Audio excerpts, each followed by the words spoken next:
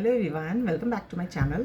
सो आज का टॉपिक है जिसके हम बात करते हैं स्टॉक मार्केट कैसे मूव करता है, right? How does actually stock market move?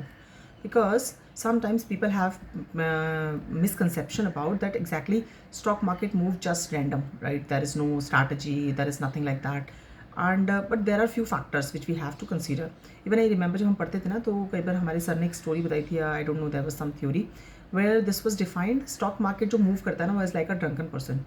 As like drunken person doesn't know exactly how to move, where to move, what will be the next leg. I mean, कैसे right leg होगा, left leg होगा, never know, right? Because that's no conscious. So similarly, stock market does not have anything as a base. Can move up, can move down, not sure. But that's not the true thing, right? Stock market move with the some of the factors which we have to know exactly what are the factors which we should see to actually see the stock market movement, right? सब लोग जानते हैं एक चीज़ हमारा बहुत common है, वो है कंपनी परफॉर्मेंस, जिसके लिए हम आज तक पढ़ते रहते हैं. इवन अगर मेरी पुरानी वीडियोस आप देखोगे तो उसमें मैंने जो बात की है उसमें कंपनी परफॉर्मेंस को कैसा जज करते हैं, exactly how would I get to know that this company is good to invest, right? So we have to see the financials of that company. That's one thing, right? The second thing, so आपने company performance तो बहुत बार देखा होगा कि company performance को read करना आना चाहिए. There are lot of websites which is there to see कि कंपनी परफॉर्मेंस के लिए डिफरेंट रेशियोज़ को देखना है and everything we have to see, right? To exactly to see the market. But उसके अलावा हमारे पास और बहुत सारे फैक्टर्स हैं which we need to know. एक होता है interest rate, right? Interest rate एक ऐसी चीज़ है जो आपके फाइनेंस में कोई भी मूवमेंट आ जाए, राइट? अगर आपने देखा होगा न्यूज़पेपर्स में न्यूज़ आती है रेपो रेट बढ़ गया, रिवर्स रेपो रेट में ये चेंज आया.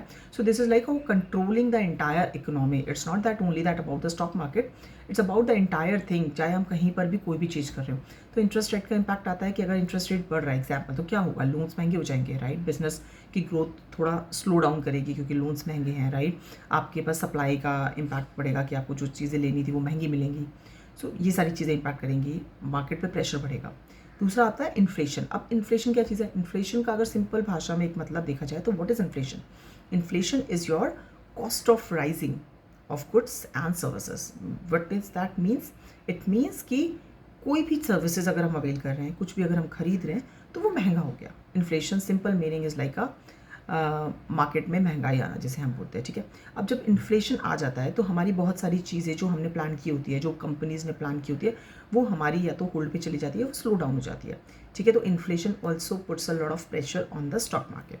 Now the fourth thing is a global event. Global event, if you have known, हमारी कंट्री अगर इंडिया है, we are already connected with lot of countries, right? So any global event can impact to us in terms of my stock market movement. It's not only about that one thing that कि भाई यहाँ पे ये हुआ है तो मेरे को क्या फ़र्क पड़ेगा. अगर आपने देखा होगा तो ग्लोबल इवेंट्स में क्या क्या आ सकता है, जैसे कि वॉर आती है, ईरान इसराइल को वॉर हुआ, हमारा आपने देखा कि स्टॉक मार्केट में कितना इम्पैक्ट आया.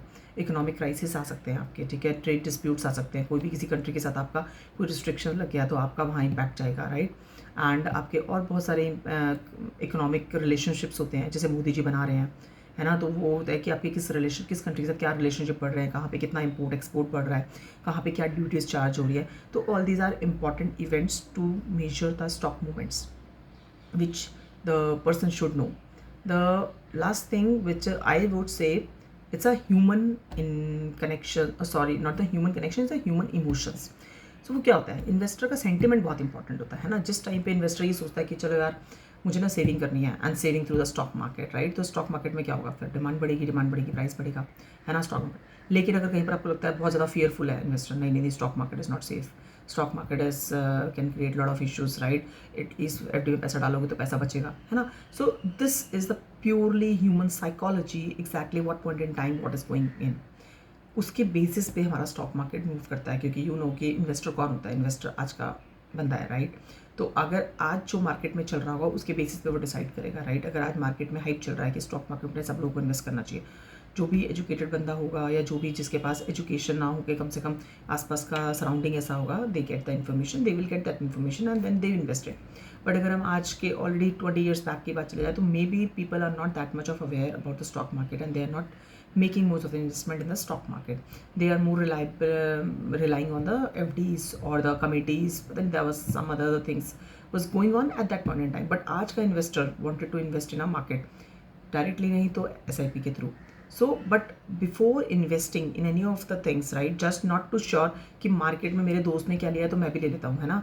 Education always win. So you have to just aware about the market, about your education and about the current scenarios. This is really helpful. I think आपको ये वीडियो समझ आया होगा और अच्छा लगा होगा. अगर अच्छा लगा या कोई कमेंट्स हैं तो आप मुझे फीडबैक में दे सकते हैं नीचे कमेंट सेक्शन के अंदर. और if you really wanted to share this or save this video, you can do it for your future reference just to get this. And don't forget to subscribe if you like it. Thank you.